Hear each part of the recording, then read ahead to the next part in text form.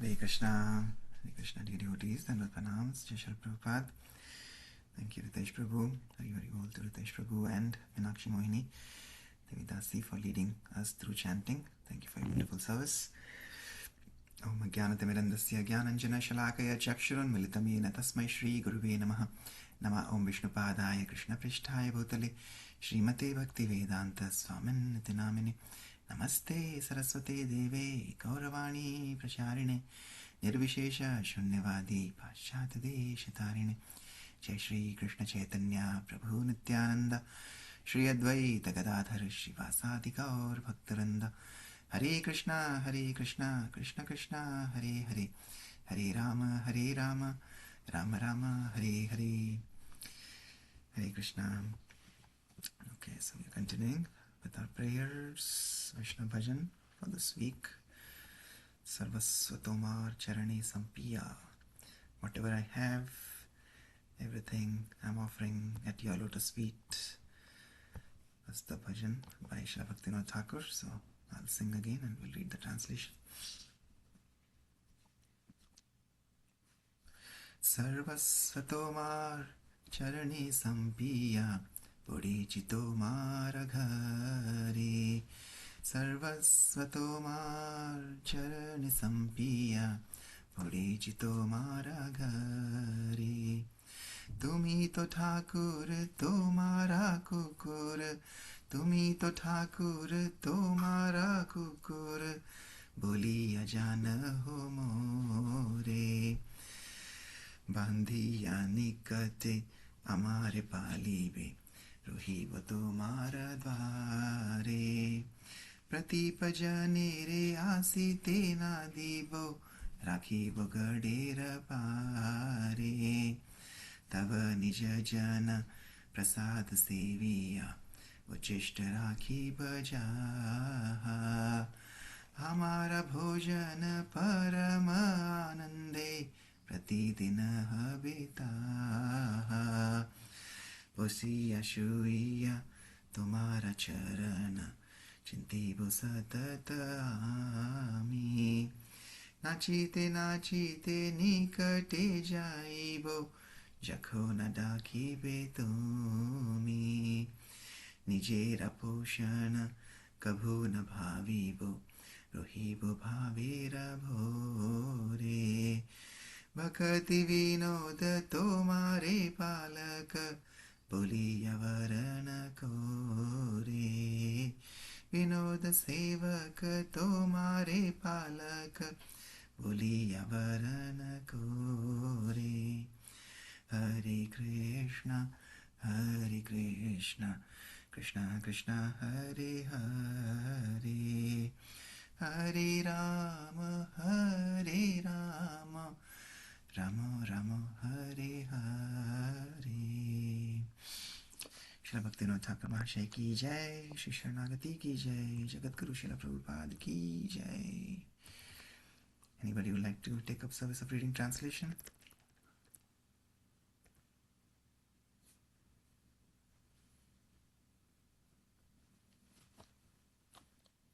Hare Krishna Prabhuji, can I read the translation please? Hari Bol. Yes, Prabhu, please. Hare Krishna. Now that I have surrendered all I possess, I fall prostrate before your house. You are the Supreme Lord. Kindly consider me your household dog. Chain me nearby and maintain me as you will. I shall remain at the doorstep and allow no enemies to enter the house. I will keep them all at the bounds of the moat surrounding your home. Whatever remnants your devotees leave behind after honoring your prasada, you will be my daily sustenance. I will feast on those remnants with great ecstasy. While setting up, while lying down, I will constantly meditate on your lotus feet. Whatever you call, I will immediately run to you and dance in rapture. I will think of my own maintenance, but rather I will never think of my own maintenance, but rather remain transported by a multitude of ecstasies. Bhaktivinoda accepts you as his only support. Hare Krishna. Hare Krishna. Thank you so much, Ritesh Prabhu. Any thoughts that come to your mind or anything that you liked from this bhajan? Hare Krishna, Prabhuji. Prabhuji, Bhakti Vinoda was so great that he rendered himself completely. Like he did not even feel any kind of, you can say, infinity complex when he was saying that this is how I'm gonna be. I like a obedient dog, a household dog. And he was like all about surrendering himself to the Lord. And this is where the whole purity and the transcendental services lies, when you are giving yourself in such a way that you have no, I will say, no desire for the materialistic world, no desire for any kind of egoism or any kind of thing. When you're totally surrendering yourself, making yourself so humble, making yourself in such a low way that you feel no shame or no like ego on that. This is how we, if we desire to give ourselves to the Lord, then we are really proven to be the most devotional servant of the servant of the servant. And there is where the purity of a devotee lies. And by doing that, people may sometimes think, oh my God, he's getting so humble, he's getting so inferior. But in fact, to a true devotee, he becomes so transcendental devotee that he attains the perfect love of the Lord. So Hare Krishna, Prabhuji, and Hare Krishna to every devotee who keeps themselves so humble that they are so much down to the earth, to the Lord of to the foot to the feet of the to the lotus feet of the Lord, that they forget about all the other things. And that's how they are raised higher from this planet to the other planet, to the Deva Loka. So Hare Krishna, Prabhuji. Hare Krishna. Yes, thank you for so nicely summarizing the mood of Bhaktivinoda Thakur. That is the mood again. I mean, it is their eternal mood, but they are coming to teach us what that mood should be, and you very nicely summarized that. And yeah, kind of like you said, yeah, I mean that the mood that the like one quality that the dog is known for is its loyalty to its master, right? And wherever the master is, the dog will be there. If master just says one thing, the dog will come, right? So that is kind of the. It's not like physically becoming a dog, but it is really just that mood, right? Because ultimately, bhakti is all about the bhav, right? And here again, Bhaktivinoda Thakur is talking about the bhav of a dog, right? The bhav of a dog is that it's fully surrendered to its master, right? And even if it is like a dog that we see in this world, like generally when a street dog, like in India, I know growing up, in every street, like even this time when I went to India, in my town in Chennai, even in Rajasthan, everywhere we'll have a lot of stray dogs, right? But the dogs, they if they come to your doorstep, 1 day, 2 day, 3 days, 4 days, after the third or fourth day, your heart will automatically melt, and you'll say, okay, when this dog is coming every day, I need to give him something, right? So you'll give at least whatever, like roti, like biscuit, ya jo bhi, at least you'll give him something to eat, right? So that dog, so like that, if that is the bhav that we day after day after day after day, we are coming to the Lord in a prayerful mood, in a humble mood, that I'm surrendered to you, my Lord. Now, I'm fully yours. Right? Third day, fourth day, fifth day, just imagine, if our heart can melt for a dog, what to speak of the most, Karuna Sindhu jo hai, is the ocean of mercy. What to speak of his heart and Radharani's heart. Right? So that is how our mood should be, that no matter what happens, I'm going to come to your doorstep every day, right? And now it is up to you when you want to shower your mercy, right? So that if that is our mood, then we will see that, by the mercy of our acharyas, because we are following their instructions, this is what Bhaktivinoda Thakur has taught us. So when we follow his instructions, then we will see that their mercy, by their mercy, we will be able to attain the mercy of the Lordships. Yes, thank you so much again for reading the translation and summarizing that, Ritesh Prabhu. So yes, that similar mood we are seeing from Srimati Rukmini, the foremost queen of Lord Krishna in Dwarka, where she is also saying a similar thing in her response now, that Krishna wanted to incite anger from her, but she was in a reverential and pure devotional mood, and now she is speaking uh, negating all the arguments that Krishna put forward. It is also kind of characteristic of how, like you said, like you said, some people, when we become so humble, people in the outer world, material world, may think, oh, see, look at this guy, he has no, even self-esteem. He's so inferior. He's thinking himself so inferior. Like that could be the counter argument from the other side, from materialistic people, right? So that is something similar what Krishna is saying. Krishna is actually putting himself into the shoes of materialistic people and telling them, see what kind of person I am, right? I have no home, I have nothing, I'm a pauper, I'm a vagabond, I'm not even faithful to my parents, to the Gopas, to my friends, to Radharani, and I've left all of them. Whoever comes to me, they are ultimately left. Their whole life is just a life of cry, right, and separation. So these are kind of the words that we will hear from the materialistic people, from people who are antagonistic towards the Lordship, right? So Krishna is kind of putting himself into their shoes. But now we see such a beautiful response from the devotee, pure devotee of the Lord, Rukmini, who is now actually telling us, teaching us, like what the vision of a Mahabhagavat, of a pure devotee, should be, in terms of how she is now appreciating the qualities of the Lord, and no matter, whatever the Lord may say, that she is fully surrendered to him. Yes, so that's the mood. Let's continue here. Anybody would like to read? Aarti Mataji, we have not heard you for a few days, so maybe you can read. Hare Krishna, Prabhuji. Yes, go ahead, Mataji. My dear Lord, you have also stated that the richest section of human society does not worship you. This is also correct because persons who are puffed up with material possession think of utilizing their property for sense gratification. When a when a poverty-stricken man becomes rich, he makes a program for sense gratification due to his ignorance of how to utilize his hard-earned money. Under the spell of the external energy, he thinks that his money is properly employed in sense gratification, and thus he neglects to render you transcendental service. My dear Lord, you have stated that the persons who possess nothing are very dear to you.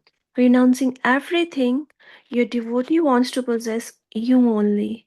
I see, therefore, that a great sage like Narad Muni, who does not possess any material property, is still very dear to you, and such persons do not care for anything but your lordship. My dear Lord, you have stated that a marriage between persons equal in social standing, beauty, ruchi, strength, influence, and renunciation can be a suitable match. But this status of life can be possible only by your grace.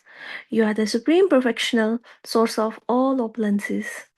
Whatever opulent status one may have is all derived from you. As described in the Vedanta Sutra, Janmade Asya Yata. You are the supreme source from which everything emanates, the reservoir of all pleasures. Therefore, persons endowed with knowledge desire only to achieve you and nothing else. To achieve your favor, they give up everything, even the transcendental realization of Brahman. You are the supreme ultimate goal of life. You are the reservoir of all interest of the living entities. Those who are actually well motivated desire only you, and for this reason they give up everything to attain success. They therefore deserve to associate with you. In the society of the servitors and served in Krishna consciousness, one is not subjected to the pains and pleasures of material society which functions according to sex direction. Therefore, everyone, whether man or woman, should seek to be an associate in your society of servitors and served. You are the supreme personality of Godhead. No one can excel you, nor can anyone come up to an equal level with you. The perfect social system is that in which you remain in the center, being served as a supreme, and all other engaged as your servitors.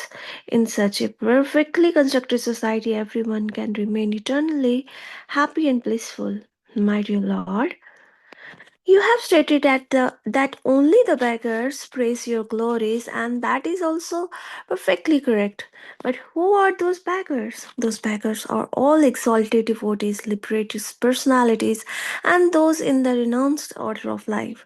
They are all great souls and devotees who have no other business than to glorify you. Such great souls forgive even the worst offenders. These so called beggars execute their spiritual advancement in life, tolerating all tribulations in the material world. My dear husband, do not think that I accepted you as my husband out of my inexperience. Actually, I followed all these great souls. I followed the path of these great beggars and decided to surrender my life unto your lotus feet. You have said that you are penniless, and that is correct.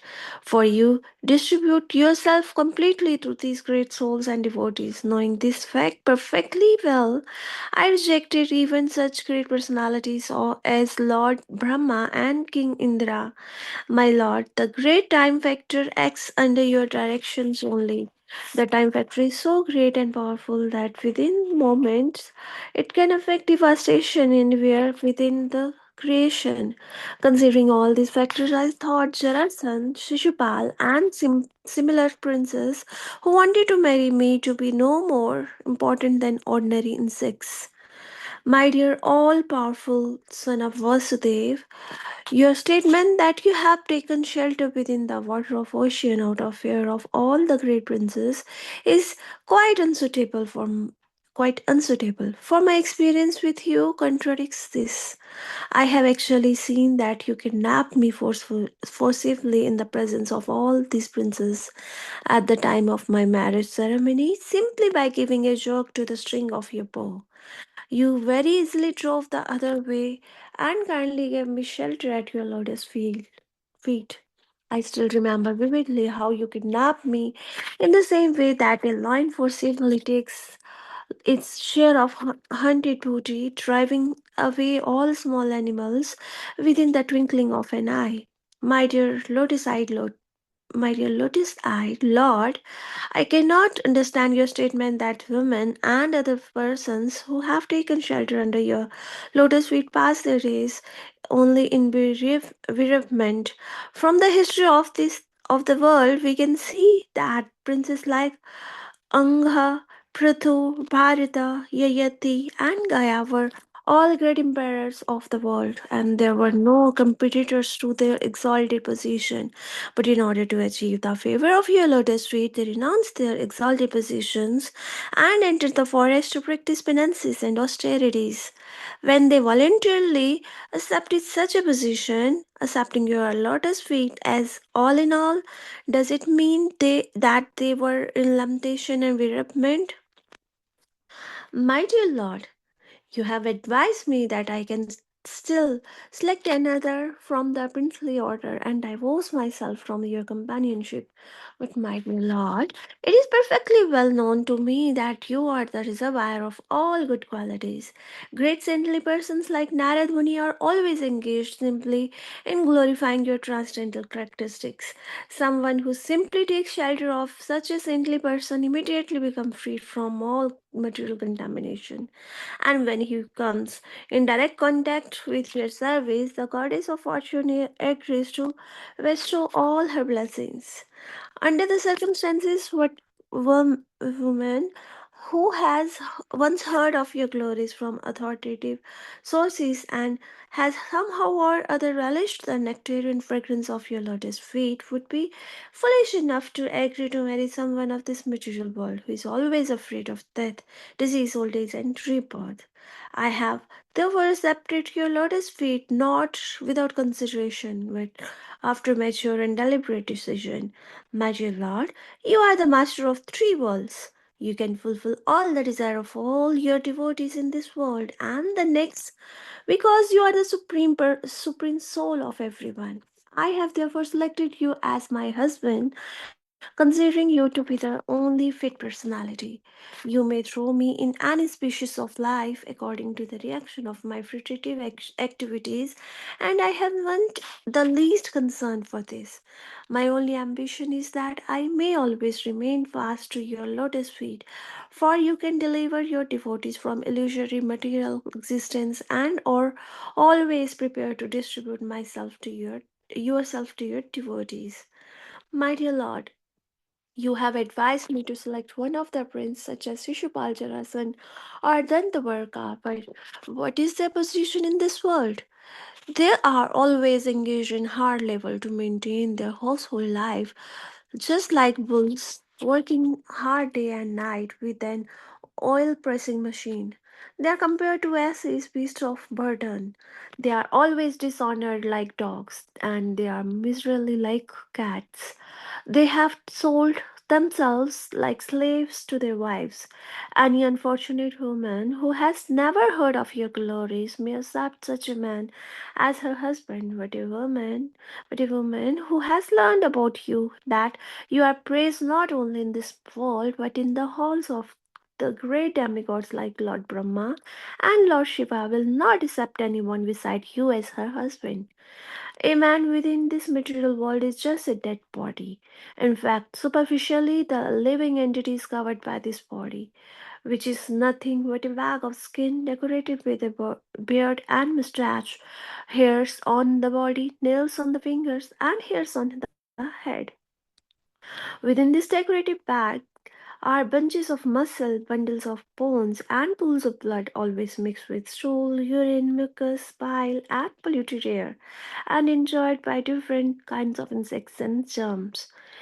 A foolish woman accepts such a dead body as her husband, and in sheer understanding loves him as her dear companion. This is possible only because such a woman has never relished the ever blissful fragrance of your lotus feet. My dear lotus eyed husband, you are self satisfied. You do not care whether or not I am beautiful or qualified. You are not at all concerned about it.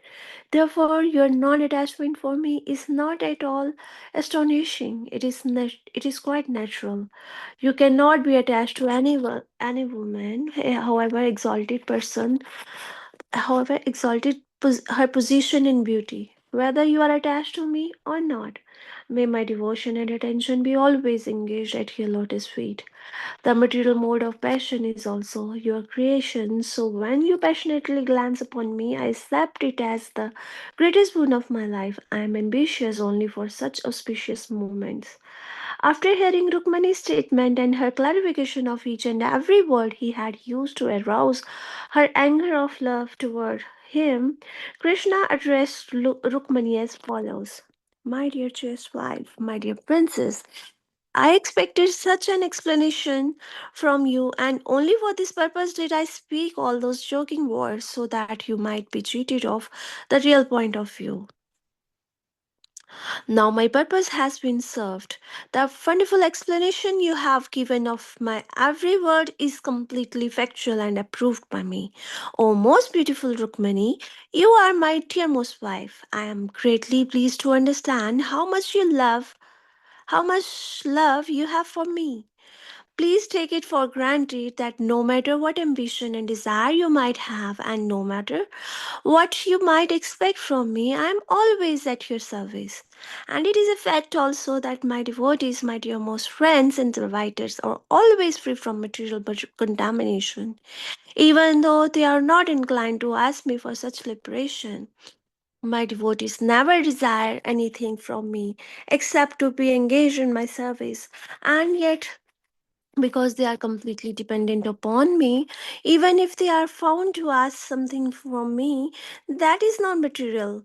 Such ambition and desire, instead of becoming the cause of material bondage, become the source of liberation from this material world.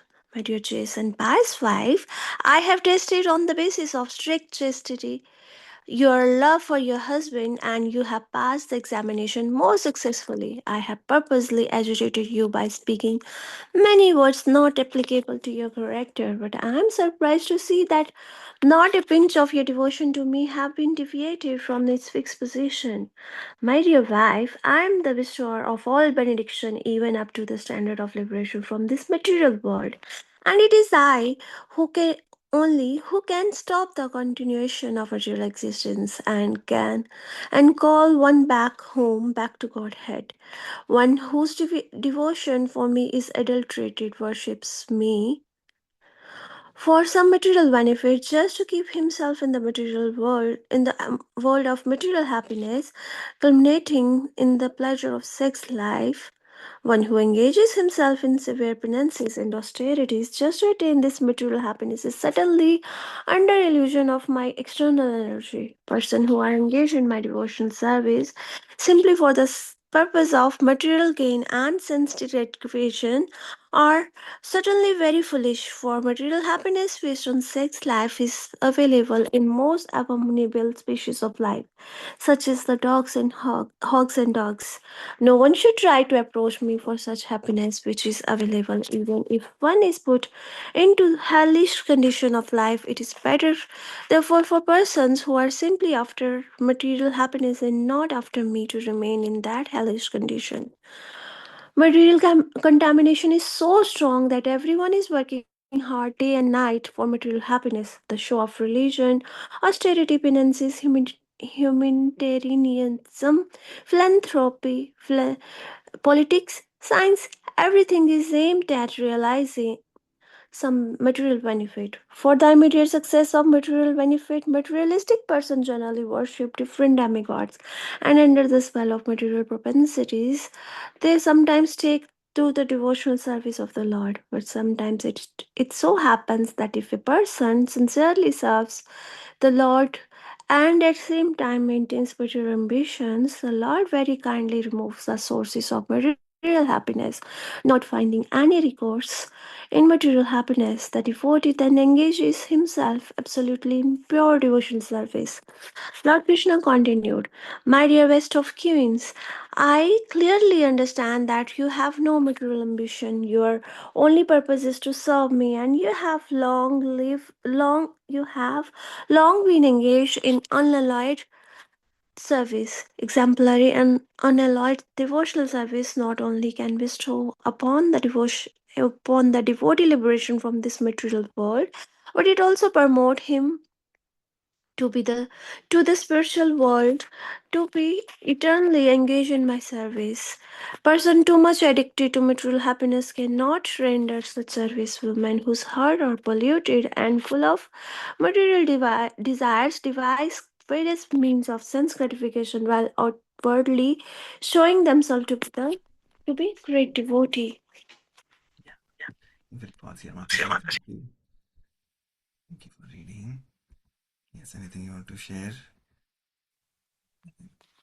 Hare Krishna, Prabhuji. Hare Krishna. Yes, Prabhuji, like Rukmani Mataji, Lakshmi herself, Mata Lakshmi herself, she got angry when Lord Krishna said that he do not deserve to be her husband. So she's very beautifully explaining that uh, you are the supreme personality of Godhead, and no one is, not even Lord Brahman nor Shiva, is equal or greater than you. So she only wanted him to be her husband. And then when Lord Krishna said that she should have married to Shishupal or Jarasan. So Rukmani Devi very beautifully explained that uh, he had kidnapped her in front of all the princes, and no one could stop Lord Krishna. So again, she was explaining that she only wants to serve his lotus feet and not, she doesn't want any material benediction. And then Lord replied that his devotees who who surrenders to Lord Krishna becomes poor.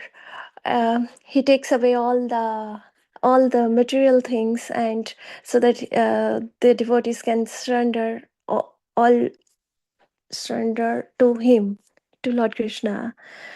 So yes, Lord Krishna, this is very beautiful conversation between Lord Krishna and Rukmani Devi. Prabhuji, you can explain more.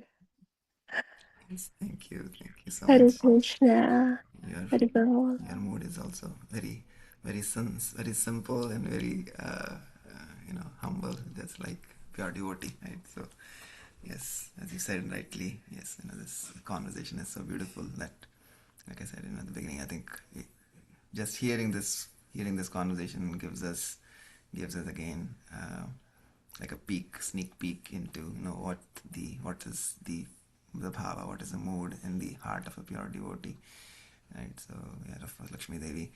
And it's kind of ironic also, right? Like you were saying,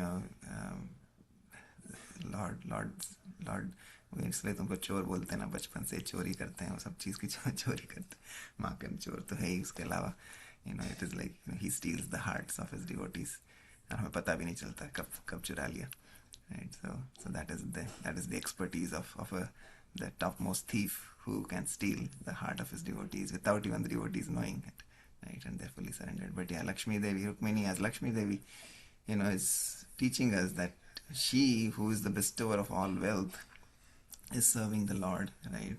And then, but ironically, as we said, Krishna steals all material wealth of his devotees. It's not like he steals it. I mean, there are a lot of devotees of the Lord across yugas, across times we have seen, who were kshatriyas, who were kings, right? So it's not true that Krishna takes away everything from everybody, right? No, that's not true. Materially, many of his devotees have been the most wealthiest in this world. But still, generally it's said that Krishna steals, the material wealth, even though it's ironic that he is the husband of Lakshmi Devi, who is the bestower of all wealth. And on the contrary, Shivji, जो सब कुछ पूरे वैरागी हैं, he is fully renounced. He doesn't have even a house for himself and his wife, and his devotees, they pray to him for material riches, and he bestows all material riches to them, right? So it's very very ironic कि एक भगवान जिनकी पत्नी लक्ष्मी देवी हैं, उनके भक्त एकदम निर्धन होते हैं, और दूसरी तरफ we have Shivji, who himself is nirdan, but then his devotees are all enjoying in this world, because he is Bholenath. He's Ashutosh. He gets pleased very easily, and he bestows these kind of material desires to everybody who wants, right? But as we saw that from story of Sanatan Goswami, and one of Shivji's devotee, pleases him, and he asks, I want the most treasurable thing in this world, and then he says, well, you go to the saint and he will give it to you, right? And then when he goes, then he gives him money, and but he takes that money and then he goes, but then he realizes that money was sitting next to the trash can. So how is this most important treasure in the world? Then he goes back into Sanatan Goswami, right? And Sanatan Goswami tells him, well, now that you have come back to me, okay, I will tell you, if you want the most important treasure in the world, then you go and drop this jewel in the river, and then come back. And then when he comes back, and then he gives them the holy name, right? So the holy name is the most important treasure in the world, right? As Bhaktivinoda Thakur also says that Nama bina kichu nahi ko aro chauda bhuvan maje, right? So our acharyas have told us very clearly what is the most important treasure in the world, in not only this earthly planet, but the whole 14 planetary systems in this universe and across different universes, right? That even Lord Shiva is constantly in meditation glorifying the holy name, and Lord Brahma, who has 4 heads, and not just in this universe he has 4 heads. There are many universes. We have seen in Bhagavatam where it says that Brahma ji ke 4 mukh nahi hai. He has hundreds and thousands and millions of heads also in some universes, right? So with all these heads, they are trying to glorify the Lord through the choicest words and the holy names. So that is the most important treasure in the world, and that is what we learn, that if we really seek independence, we just recently celebrated Independence Day, at least in India.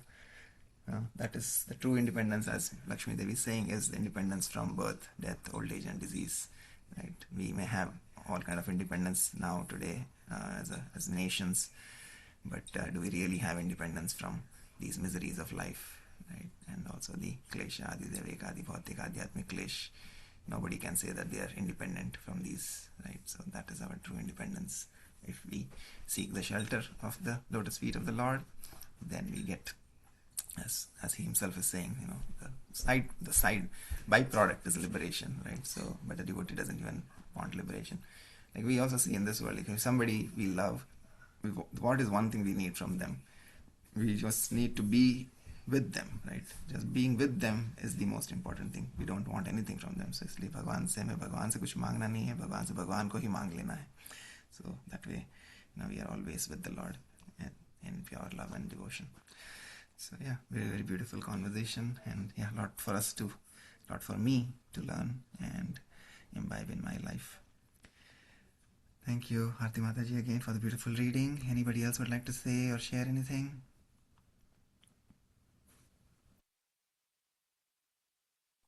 Yesterday, Hare Krishna Prabhu, Yes.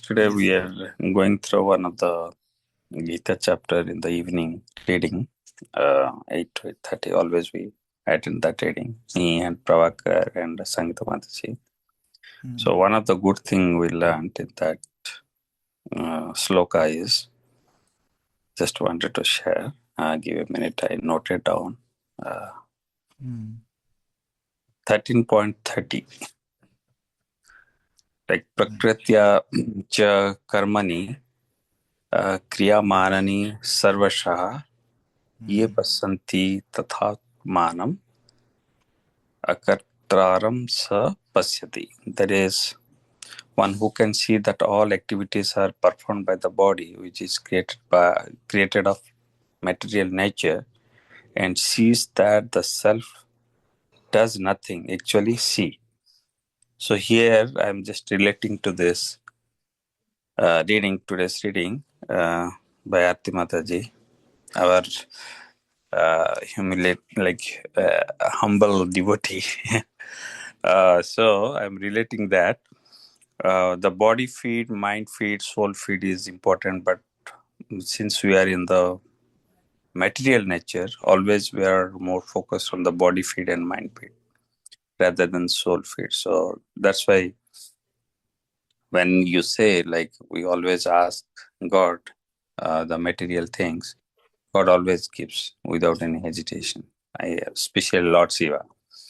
But when we ask God, definitely that is our actual spiritual nature, right?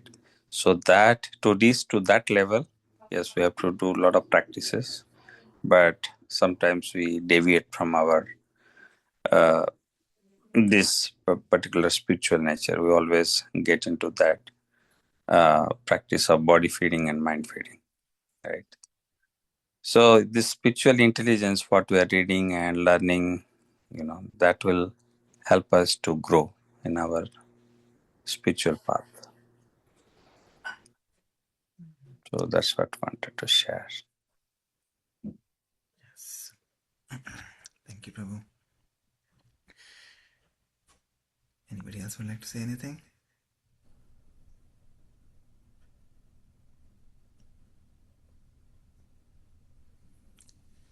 All right. Thank you all then. We'll pause here. Vanchakalpatarubhyascha kripasindhubhyaiva च पतितानां पावनेभ्यो वैष्णवेभ्यो नमो नमः. अनंतकोटि वैष्णववृंद की जय. जगद्गुरु श्रील प्रभुपाद की जय. Shri Krishna, the Supreme Personality of Godhead की जय. Nitai Gaur Premanande. Hari Hari Bol. Hari Bol. Thank you, Prabhuji. Have a great day. Hare Krishna. Hare Bol. Hare Krishna.